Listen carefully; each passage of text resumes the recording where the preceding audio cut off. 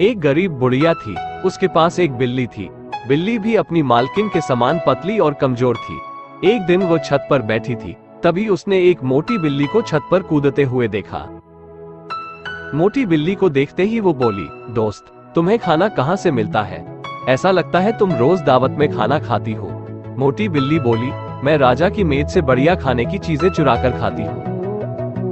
मोटी बिल्ली बोली, यदि तुम चाहो तो कल मेरे साथ चल सकती हो। पतली बिल्ली झट से बोली, जरूर, मैं कल तुम्हारे साथ चलूंगी।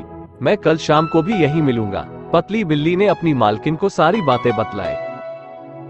गरीब बुढ़िया ने उसे समझाया, जो कुछ तुम्हारे पास है उसी में खुश रहो। सोचो, यदि राजा के रसोइये ने तुम्हें पकड़ लिया तो क्या होगा? लेकिन पतली बिल्ली ने उसकी एक न सुनी।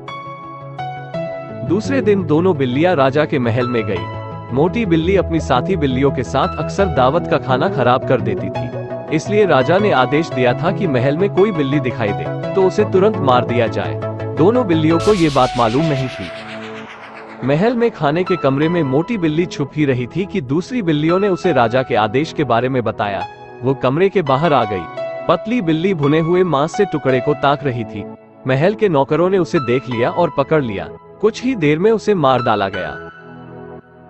जब गरीब बुढ़िया ने सुना कि उसकी बिल्ली को मार दिया गया तो वह दुखी होकर बोली, मैंने उसे समझाया था कि महल की दावत से दूर रहे, लेकिन वह नहीं मानी। उसे जो मिलता था, यदि उसी में वह खुश रहती तो मारी नहीं जाती।